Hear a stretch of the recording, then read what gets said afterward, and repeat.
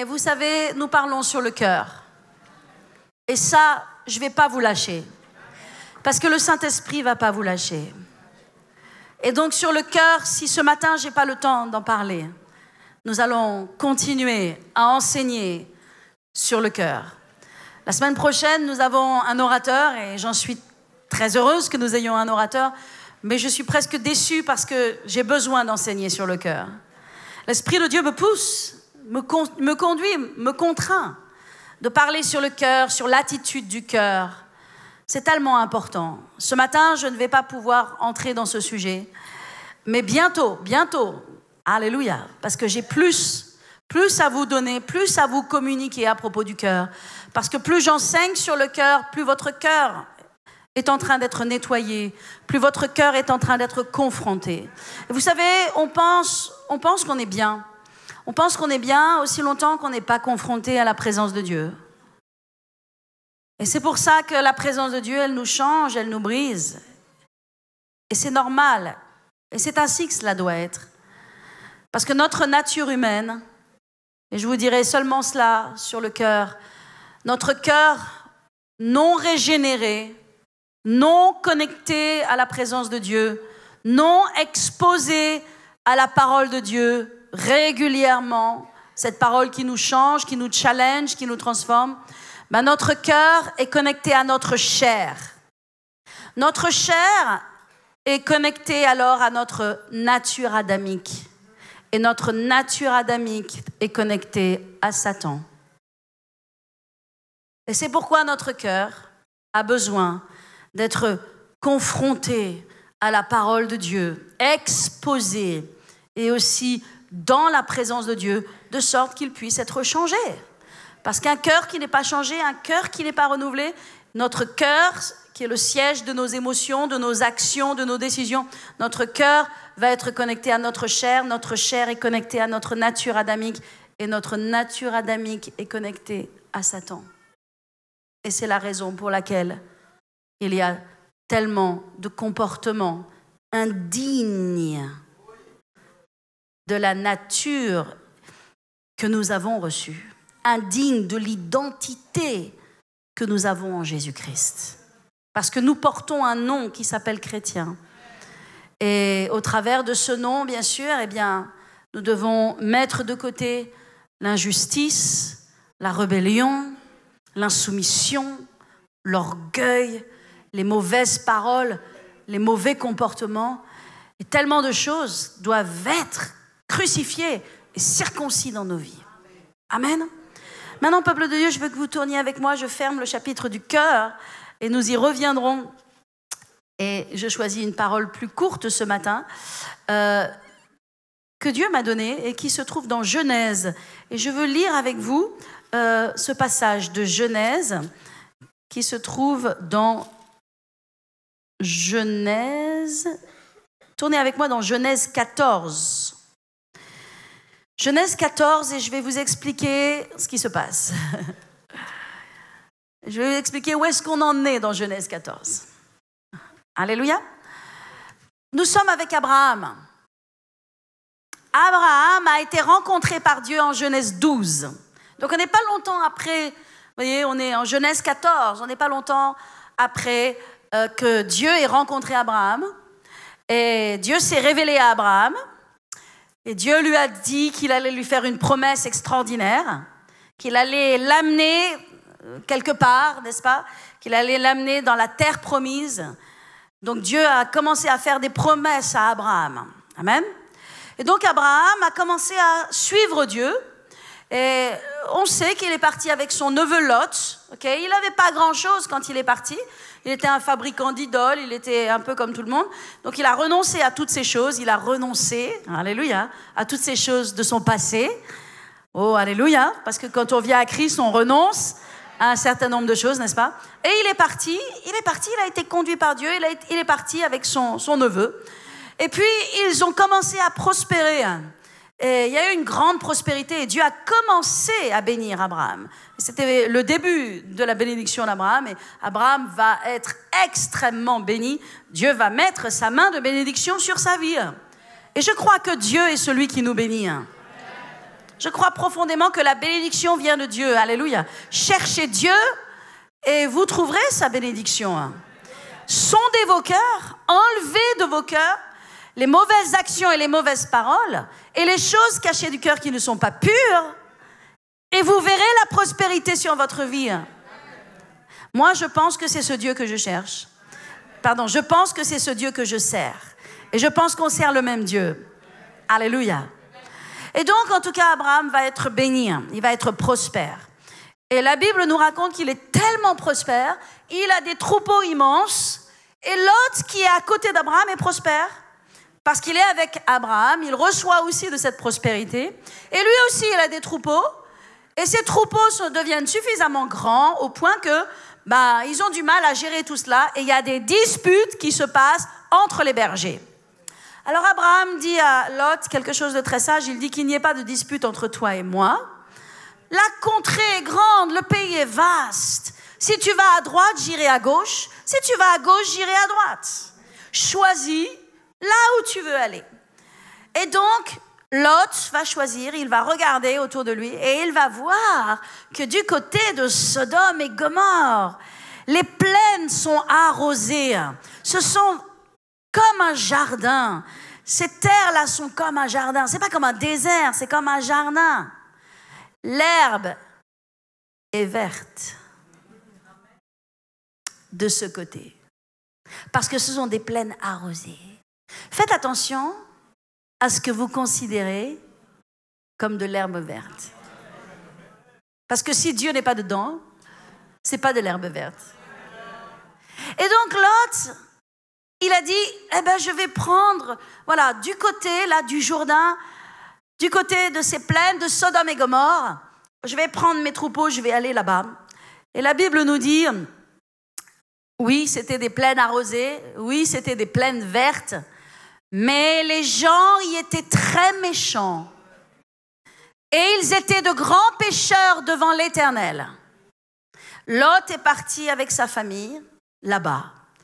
Et nous sommes maintenant dans Genèse 14.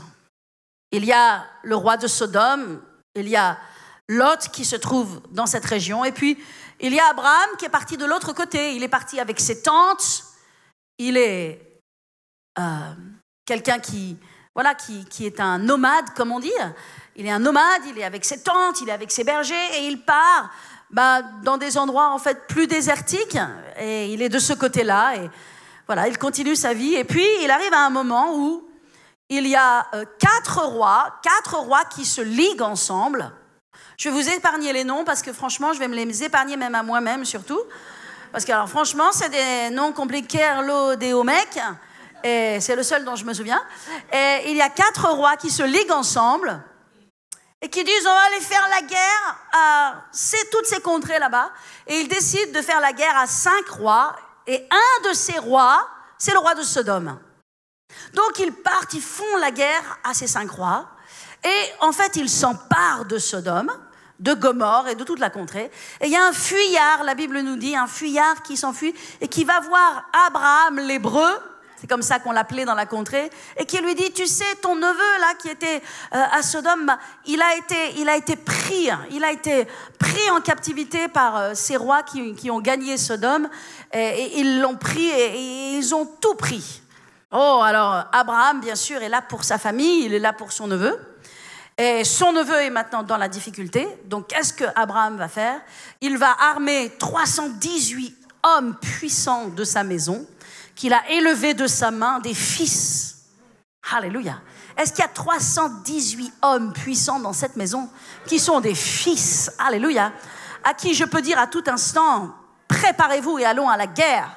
On va aller récupérer les propriétés de Dieu. On va aller récupérer les frères et les sœurs que l'ennemi a volés. Il a 318 hommes qu'il a élevés de sa main. Et il prend ces hommes avec lui. Abraham est un homme puissant, un homme déterminé. Et il va contre ces 4 rois. Il va contre 4 rois qui ont pris des villes. Et il va vaincre ces 4 rois. OK? Et ils vont revenir, Abraham et ses 318 hommes, ils vont revenir Non seulement avec tous les hommes qui ont été pris, dont Lot, et aussi avec toutes les richesses. Parce que toutes les richesses avaient été volées, toutes les richesses avaient été prises par ces 4 rois de ces différentes villes. Et maintenant, il y a tout un butin. Et Abraham remporte tout cela et il revient avec les hommes et les richesses. Et maintenant que je vous ai expliqué là où on en est, maintenant on va lire la parole de Dieu. Est-ce que vous êtes avec moi ce matin? Donc nous sommes dans Genèse 14 et maintenant nous sommes au verset 17. Après qu'Abraham fut revenu vainqueur de Kedorlaomer et des rois qui étaient avec lui, le roi de Sodome sortit à sa rencontre dans la vallée de Chavé, qui est la vallée du roi. Melchisédek, roi de Salem, fit apporter du pain et du vin. Il était sacrificateur du Dieu Très-Haut. Il bénit Abraham et dit, « Béni soit Abraham par le Dieu Très-Haut, maître du ciel et de la terre. Béni soit le Dieu Très-Haut qui a livré tes ennemis entre tes mains. » Et Abraham lui donna la dîme de tout. Le roi de Sodome dit à Abraham, « Donne-moi les personnes et prends avec toi les richesses. » Et Abraham répondit au roi de Sodome, « Je lève la main vers l'Éternel, le Dieu Très-Haut, maître du ciel et de la terre. Je ne prendrai rien de tout ce qui est à toi, pas même un fil, ni un cordon de soulier, afin que tu ne dises pas, j'ai enrichi Abraham. Rien pour moi, seulement ceux qu'ont mangé les jeunes gens et la part des hommes qui ont marché avec moi, ok, ils prendront leur part, ok. Alléluia. Donc, laissez-moi vous expliquer ce qui se passe ici. Abraham arrive, comme je l'ai dit, avec les gens et avec les richesses. Et alors qu'il rentre, il est confronté par 2 rois. 2 rois viennent vers lui. 2 rois s'approchent de lui. Il y a le roi de Salem, Melchisédek, et il y a le roi de Sodome. Et je vais vous expliquer qui sont ces 2 rois. Et je vais vous dire une chose. Dans notre propre vie, nous sommes aussi confrontés par 2 rois. Nous sommes aussi rencontrés dans notre vie quotidiennement, dans tous les choix, dans toutes les décisions de nos vies. Nous sommes continuellement rencontrés par 2 rois. Il y a le roi de Salem, Melchisédek, et il y a le roi de Sodome. Le roi de Salem, Salem veut dire shalom en hébreu, qui veut dire paix. Le roi de Salem, c'est le roi de paix. Alléluia. Melchisédek, ce roi de Salem, veut dire roi de justice. Melchisédek, le sens même de Melchisédek, c'est roi de justice. Salem, c'est l'avant-nom de Jérusalem, là où Dieu va mettre son nom, la cité du grand roi. Yerushalem. Alléluia. Yerushalayim. En fait, qui signifie qu'est-ce que ça signifie déjà? Le fondement de la paix. Le fondement de la paix. Amen. Donc il y a ce roi, Melchisédek, qui vient. Ce roi de paix, ce roi de justice. Et il est la représentation même de Jésus-Christ. Il est Jésus-Christ dans l'Ancien Testament. Il n'est pas Jésus-Christ dans le Nouveau Testament qui va venir comme un agneau pour être crucifié et pour donner sa vie. Il est Jésus avant la croix, avant l'Évangile. Et on le voit notamment, si vous regardez avec moi dans Hébreux, gardez un doigt dans Genèse et regardez avec moi dans Hébreux 7.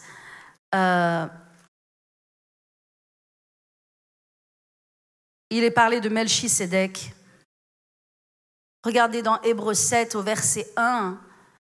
Il est écrit en effet, Melchisédek, roi de Salem, sacrificateur du Dieu Très-Haut, il alla au-devant d'Abraham lorsqu'il revenait de la défaite des rois, et il le bénit. Et Abraham lui donna la dîme de tout. Et il est d'abord roi de justice, d'après la signification de son nom. Ensuite, il est roi de Salem, c'est-à-dire roi de paix. Il est sans père, sans mère, sans généalogie. Il n'a ni commencement de jour, ni fin de vie. Il est semblable au fils du Fils de Dieu. Ce Melchisédek demeure sacrificateur à perpétuité. Le seul à être sacrificateur à perpétuité, c'est Jésus-Christ. Le seul qui n'a ni généalogie, ni commencement, ni fin, c'est Jésus.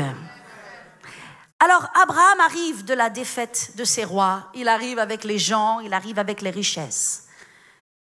Et devant lui vient deux rois. Premièrement, le roi de Salem, Jésus. Alléluia. Et ce roi de Salem, il vient avec du pain et du vin. Il vient pour faire une alliance de bénédiction. Il vient avec ce qui a vraiment de la valeur. L'argent n'a pas de valeur, mais le pain et le vin, qui représentent le sacrifice de Christ, c'est la véritable valeur. Melchisédek vient avec le pain et le vin. Il vient pour le bénir. Alléluia. Dieu veut te bénir. Et cela commence par cette alliance qui est de prendre le pain et le vin, c'est-à-dire de prendre Jésus et le sacrifice de Jésus en toi, à l'intérieur de toi. Donc Melchisédek, voyez, si on retourne dans Genèse 14, vous êtes restés dans Genèse 14 parce que vous ne tournez pas les pages, mais moi je les tourne. Il est écrit, je suis dans Exode. Ok. Il est écrit, Melchisédek, roi de Salem, fit apporter du pain et du vin. Il était sacrificateur du Dieu très haut. Il bénit Abraham. Et il dit, béni soit Abraham par le Dieu très haut, maître du ciel et de la terre. Béni soit le Dieu très haut qui a livré tes ennemis entre tes mains. Et Abraham lui donna la dîme de tout. Donc, voyez, ce roi de Salem, il va bénir Abraham. Premièrement, ça commence par le pain et le vin. Ça commence par Christ. Dieu ne peut pas bénir ta vie. Alléluia. Sans que cela commence par la croix. Que la croix soit plantée dans ton cœur. Alléluia. Que Jésus soit planté dans ton cœur. Et que maintenant, parce que vous savez, planter la croix de Christ dans notre cœur, c'est pas juste une petite chose anodine. Bien sûr que ça nous sauve, ok? Ça nous sauve de quoi? De nos péchés. Mais la croix, elle vient pour nous transformer.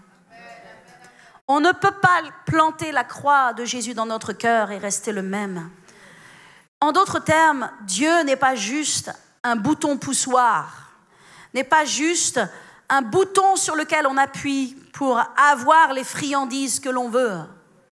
Non, Dieu t'appelle et t'amène dans une vie, dans une marche avec lui, qui est une marche, bien sûr, qui commence par le salut de ton âme, mais qui continue par la transformation de ta vie, la transformation de ton cœur. Cette marche t'amène à être changé à sa gloire, à être changé à son image, de sorte que tu deviennes plus comme Christ, que tu te rapproches de ton Dieu, que tu deviennes davantage comme lui. Donc Melchisédek, il est venu avec une alliance, ce pain et ce vin qui représentent le sacrifice de Christ, qui est notre première alliance avec Dieu. Alléluia. Est-ce que vous êtes avec moi? Et quand ils ont pris cette alliance, la Bible dit que Dieu a béni Abraham. Mais il lui a dit aussi une autre chose. Il lui a dit, Abraham, vois, c'est la main de l'Éternel qui a livré tes ennemis entre tes mains. Et vous devez comprendre, alléluia, que c'est Dieu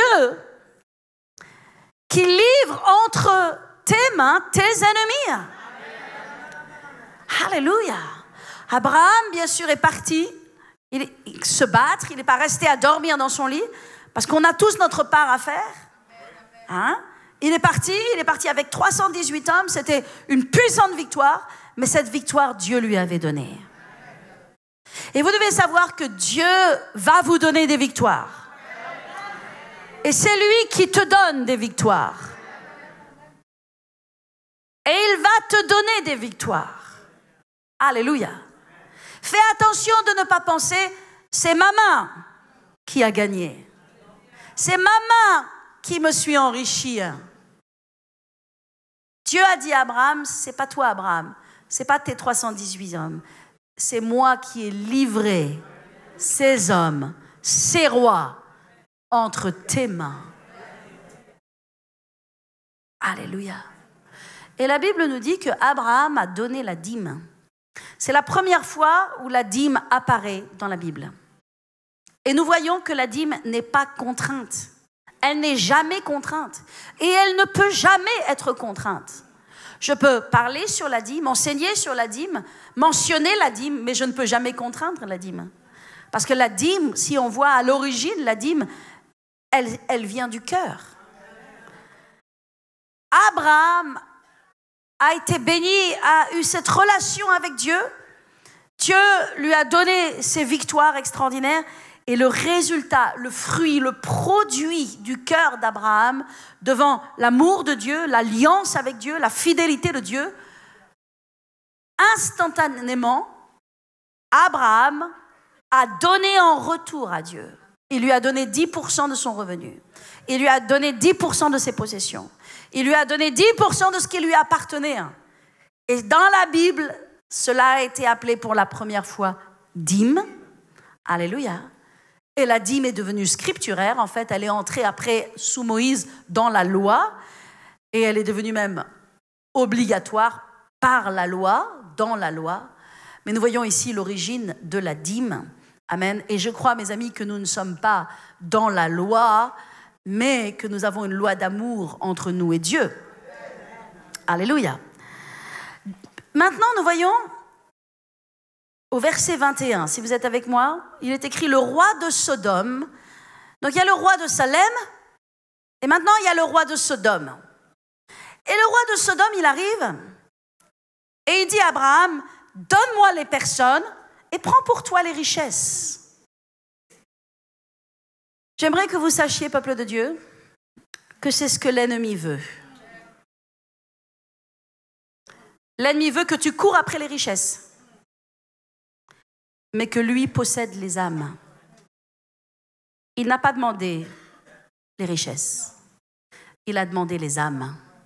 Parce que Satan réclame les âmes. Parce que Satan veut les âmes. Parce que Satan veut amener le maximum d'âmes perdues, égarées, éloignées de Dieu, bannies. Il veut prendre le maximum de ces âmes et les amener avec lui éternellement éloignés et bannis de Dieu. Donc, lorsque le roi de Sodome est arrivé vers Abraham, voyez le piège. Et nous sommes confrontés continuellement par ces deux rois, par ces deux voies, par ces deux chemins. Le roi de Salem, le roi de Sodome. Et le roi de Sodome dit à Abraham, prends pour toi les richesses. Prends pour toi cours après les richesses. Sois intéressé par les richesses. Suis les richesses. Donne ta vie pour les richesses. Garde les richesses. Mais laisse-moi les gens. Laisse-moi les personnes. Et j'aimerais vous dire, c'est le cœur même du diable. C'est le cœur même du diable. Le diable se fiche des richesses. Le diable n'en a rien à faire des richesses. Il sait que la vraie valeur, c'est les âmes. Et vous, peuple de Dieu, ne vous prostituez pas pour des richesses. Ne prostituez pas votre vie, votre appel, votre temps, votre consécration à Dieu pour des richesses. Parce que je vais vous dire une chose, le roi de Salem, il a béni Abraham Et c'est lui qui l'a béni. C'est lui qui lui a donné la victoire sur ses ennemis. Sans que Abraham ne fasse quoi que ce soit. Mais le roi de Sodome, alléluia, il veut que tu cours après les richesses. Ça, c'est le plan de l'ennemi. C'est pourquoi il y a autour de nous, dans le monde entier, des gens qui donnent leur âme, qui vendent leur âme pour avoir du succès, de la réussite, de la célébrité. Et ils en ont. Parce que Satan leur en donne à volonté. Et ils deviennent les têtes du monde, au sommet de la planète, aux dépens de leur âme. Parce que tout ça n'a aucune valeur. Parce que la richesse de ce monde n'a aucune valeur. La célébrité de ce monde n'a aucune valeur. Parce que quand on se retrouve éternellement séparé de Dieu, dans le trou de l'enfer, dans une caverne, au fond d'un puits de flammes, éternellement tourmenté avec une chair qui brûle, continuellement jour et nuit, les richesses n'ont aucune valeur. Je vous dis, peuple de Dieu, ne courez pas après les richesses, courez après Dieu. Arrêtez de troquer Dieu. Votre place, elle est à l'église. Elle n'est pas à droite et à gauche. Arrêtez de travailler le dimanche. Arrêtez de prendre des contrats le dimanche. Vous devez honorer Dieu dans ce qu'il vous a demandé d'honorer, son sabbat. Alléluia. J'ai un message tellement puissant que je n'ai pas pu prêcher ce matin. Et notamment à propos de Nabuchodonosor, mais je le prêcherai la prochaine fois, bien sûr. Et vous comprendrez la puissance des sabbats et l'importance du sabbat de l'Éternel qu'il faut respecter dans notre vie. Et je vous le dis dans le nom de Jésus, je prie que vienne sur vous un esprit de fidélité, que vienne sur vous un esprit d'engagement et de consécration avec Dieu, que vous arrêtiez de prostituer, pas de prostituer, mais me manque le mot. Ne donnez pas ce qui appartient à Dieu au diable. Vous comprenez? Ne dévaluez pas cela, parce que c'est tellement important. Alléluia. Les sabbats sont tellement importants. Je vous le dis dans le nom de Jésus. Alléluia.